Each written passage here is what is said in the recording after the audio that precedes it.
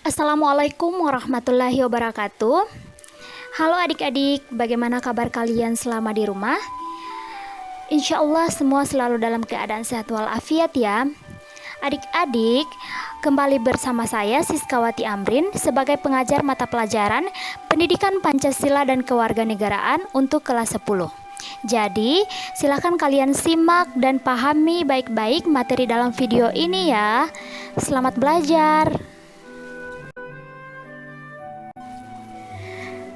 Nah, adik-adik, setelah mempelajari bab sebelumnya, tentu pengetahuan dan pemahaman kalian sudah semakin meningkat.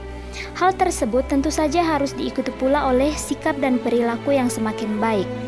Untuk itu, pada bab ini kalian akan diajak untuk menyelami kewenangan lembaga-lembaga negara berdasarkan Undang-Undang Dasar Negara Republik Indonesia tahun 1945. Jadi, silakan disimak dan dipahami baik-baik ya materi ini.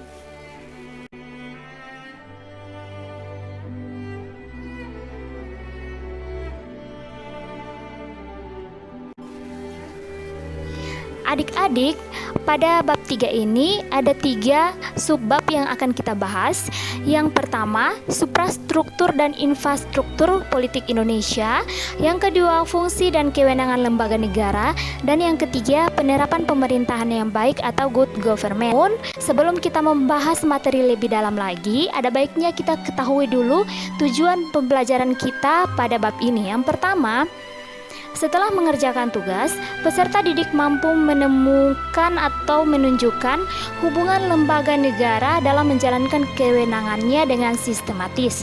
Yang kedua, melalui pengenalan teknologi, peserta didik mampu memanfaatkannya untuk menyalurkan aspirasi dengan bijak. Yang ketiga, setelah menyaksikan video, peserta didik dapat menguraikan penyelenggaraan pemerintahan yang baik dengan terperinci. Dan yang terakhir, setelah memahami materi, peserta didik mampu bekerja sama dengan baik dalam kehidupan sehari-hari dengan jujur, amanah, dan terintegrasi. Coba kalian amati baik-baik gambar berikut ini. Pernahkah Anda mengikuti kegiatan berikut?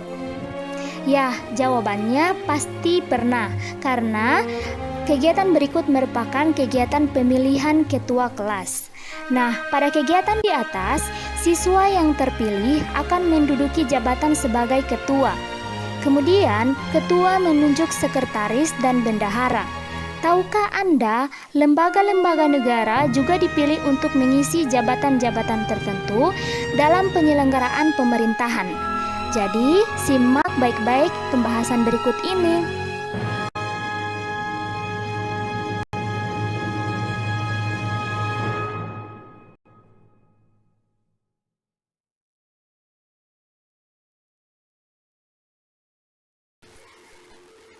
A. Struktur politik Indonesia. Ada 2 yang akan kita bahas. Yang pertama, suprastruktur politik, dan yang kedua, infrastruktur politik. Nah, pertama-tama kita bahas dulu suprastruktur politik. Struktur politik pemerintahan yang berkaitan dengan lembaga negara. Suprastruktur politik merupakan lembaga pembuat keputusan politik yang sah.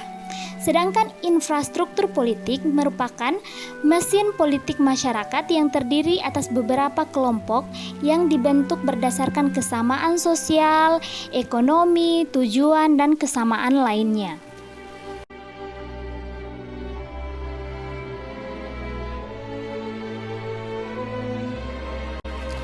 Lembaga-lembaga negara berdasarkan Undang-Undang Dasar Republik Indonesia tahun 1945 terdiri dari KPU, Bank Sentral, BPK, Presiden, DPR, MPR, DPD, MA, MK, dan KY.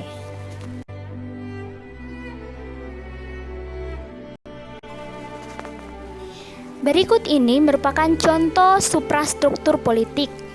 Mencakup lembaga-lembaga negara dalam bagan susunan lembaga negara sesudah amandemen Undang-Undang Dasar Negara Republik Indonesia tahun 1945 terdiri dari Majelis Permusyawaratan Rakyat, Dewan Perwakilan Daerah, Mahkamah Konstitusi, dan Komisi Yudisial.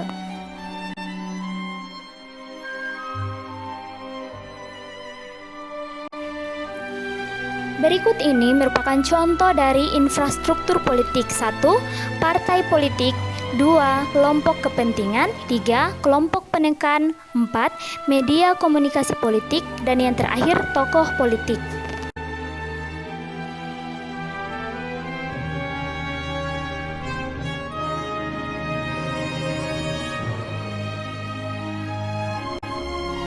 B. Fungsi dan kewenangan lembaga negara. Berikut lembaga negara sesuai dengan fungsinya. Yang pertama, lembaga legislatif terdiri dari Majelis Permusyawaratan Rakyat atau MPR, Dewan Perwakilan Rakyat atau DPR, dan Dewan Pertimbangan Daerah.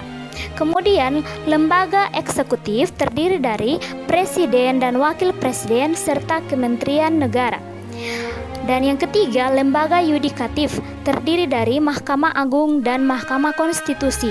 Dan yang terakhir, lembaga eksaminatif terdiri dari BPK atau Badan Pemeriksa Keuangan.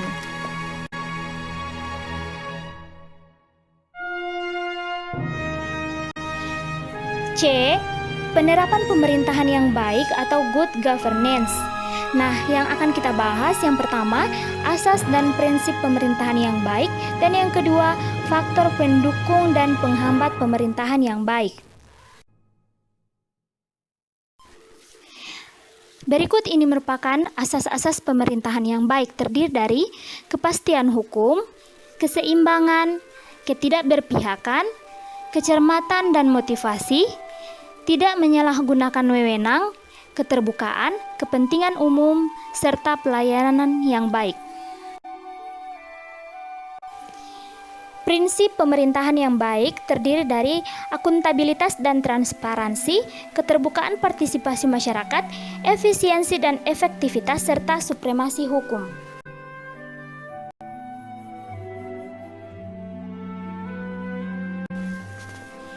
Nah, berikut ini merupakan faktor pendukung dan penghambat pemerintahan yang baik. Faktor pendukung terdiri dari partisipasi pemerintah, partisipasi masyarakat, sarana dan prasarana, sumber daya manusia. Sedangkan penghambat terdiri dari integritas pegawai pemerintahan yang rendah, kondisi politik dalam negeri kurang demokratis, krisis ekonomi, partisipasi masyarakat yang kurang, serta sistem hukum yang lemah.